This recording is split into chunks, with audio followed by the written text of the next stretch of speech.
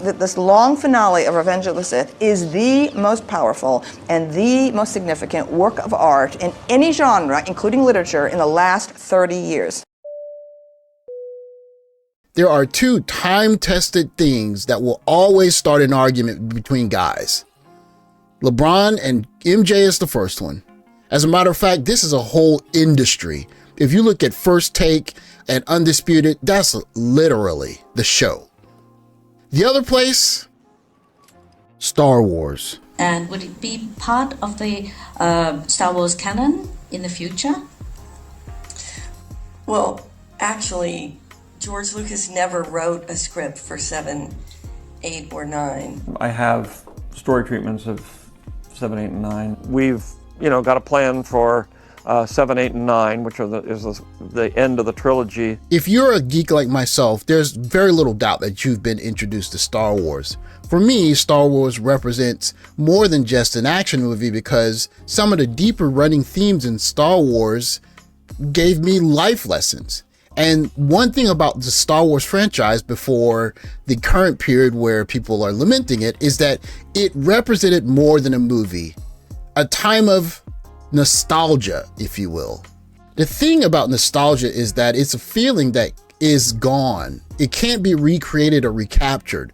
Even the conditions under which to recreate it are no longer possible. So you're wishing for something that's just not the case anymore. I remember the feeling I felt when Obi-Wan charged at Darth Maul with his double-bladed lightsaber and they had that furious fight on the ledge, and I had goosebumps. In much the same way, I have a level of nostalgia for just seeing stable black families. Yes, this is the market we're talking about, the new Negro family. Their name is Wells or Wilson, Smith or Brown or Alexander or Breen. They live in Chicago, in Atlanta or New York, in Detroit, St. Louis, Los Angeles, any one of 1,000 cities and towns.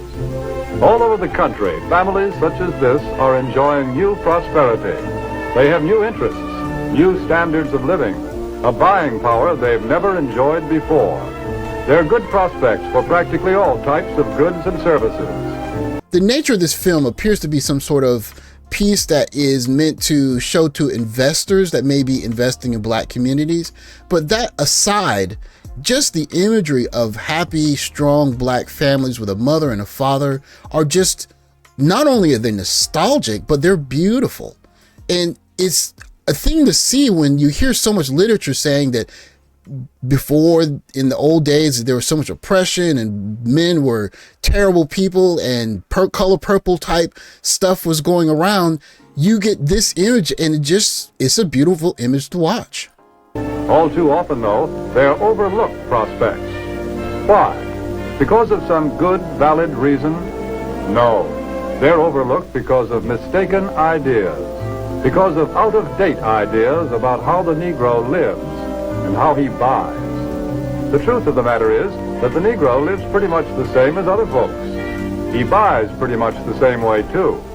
But just the same, a lot of old doubts and opinions keep cropping up over and over again. I don't like to do business with Negroes. They're drifters. You can't keep track of them. Interesting that you can see the nature of the piece where, again, they're trying to deal with some people who may have doubts about doing business with black people. But again, the imagery itself is so powerful because it shows family, it shows black family, it shows responsible black men and women cooperating and building families together. Although a lot of people think that way, the truth is that 1 out of every 3 Negro families living in cities today owns its own home. That figure comes directly from the United States Bureau of Census. Maybe so, but Negroes are poor credit risks. Not more of a credit risk than any other group. Actually, the Negro homebuyer meets his payments faithfully, often more faithfully than other race groups in the same economic level. I, for one, will always have a level of nostalgia for the black family. And this is because I grew up in one. I grew up with a mother who graduated high school, and we had images like this during Christmas or holidays or even on daily occurrences, being able to be in the same room as a family with our mother and our father, My father, a very educated man with a considerable gap in education and earnings compared to my mother, and we had a chance to create this.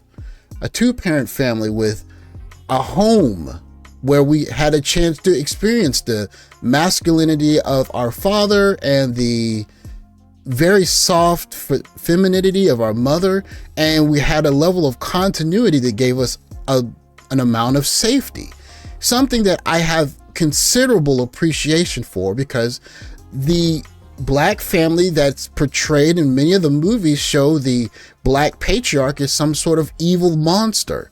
And it's not what I've experienced. And also it worked. We had a lot of stuff. And now we see what happens when we cast all of that to the wind, and when women become higher earners, the whole system gets turned on its head. Black women are availing ourselves to all of the options that our hard work and circumstances currently afford us. And that means that single motherhood by choice is going to be an option that more and more Black women consider and even exercise. So anybody that's in their feelings about that can go ahead and start to process right now. Because Black women that have the privilege to embark upon this expensive and oftentimes lengthy process will increasingly decide to forego marriages and partnerships that do not serve us and that are not in our best interests. It's normal for people who especially grew up in a two-parent household, or they grew up in a one-parent household and they had a very non-positive experience with it, to hear this and think, you want to advocate having another generation of single-parented children by their mothers, but now we're going to do it by design? And that's exactly what she's suggesting. And now that bypassing those insufficient relationships does not have to come at the expense of motherhood, well, frankly, it's a whole new world. A world in which Black women are no longer subject to the desperation of being chose, because now we get to do the choosing. And as we choose, we do have to contend with the reality of a dismally small supply of Black sperm. I think it's interesting, and you're going to hear her refer to the term Black sperm several times as almost a minimalization of the place of the father in the family. And we've had a lot of difficult talks about this particular subject, but it would appear that some people more and more believe that the role of the father in the family is less and less needed. And you're hearing her preach this here. Just give us the genetic material and we got it. And of course, this means we're going to essentially turn the Black community into a single mother ran community, which, if it isn't already, messages like this only solidify this idea. Black women on this journey, we want to create children that look like us and that look like our families, and that means we want Black sperm. And as we heard from Reese Brooks, it's the definition of slim pickings. It is almost, to me, what she's saying is that if you are not of adequate DNA representation and of a certain economic social class, then I don't have any need for you in our community. I don't even need your quote unquote Black sperm. The slim pickings, right? And she's going to continue with the very end of this by representing the community, the Black community. Listen, I know that many are going to question or even indict the decision that I and many other Black women are making to become single mothers by choice. But I, like the women you heard from today, go by the creed of no regrets.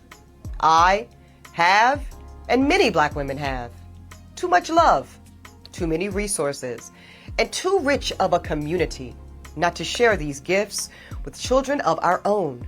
Children that will one day, no doubt, enrich and contribute to the next generation of Black America. Who hurt you? I'm watching it. Who hurt you? I need to know your story. So let's take a second and think about the current situation for the two ladies on the screen. At the top, we have Ebony K. Williams, who grew up in a single-parent home, so she understands how difficult it was. And she tried to get married. She was not successful in marrying the person that she wanted to marry. And so not only is she considering single mother by choicehood, but she's actually advocating for it so that other people can create children to grow up in the same circumstances that she did. At the bottom, you have Kathleen Kennedy, who took over Star Wars, which is possibly the biggest, most powerful franchise known to man.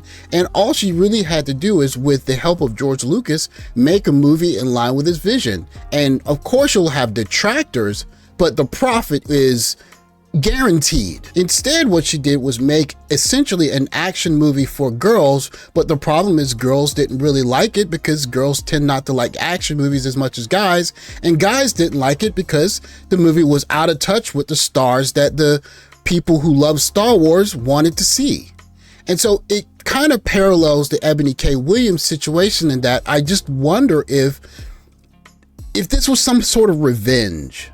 When I hear of the single mother by choice movement, it makes me think that somewhere along the line, this woman wanted a particular man so badly but couldn't have him that she would rather be alone with her children growing up without this experience than to consider having this experience with a man that's quote unquote lesser than the one that she wanted, which speaks to a level of, if you want to say it's revenge, possibly that, to say that, well, if I can't have the man that I want, I'll just do it without a man, regardless of the effect that it's going to have on my kids. I will find a way to make it sound good to me because this is what's most important. And again, if you consider the inverse of single motherhood by choice, that would be men having babies with women, and the minute the baby is born, taking the child and saying thank you and walking away with the child and never letting the woman see the child again. That's essentially equivalent. And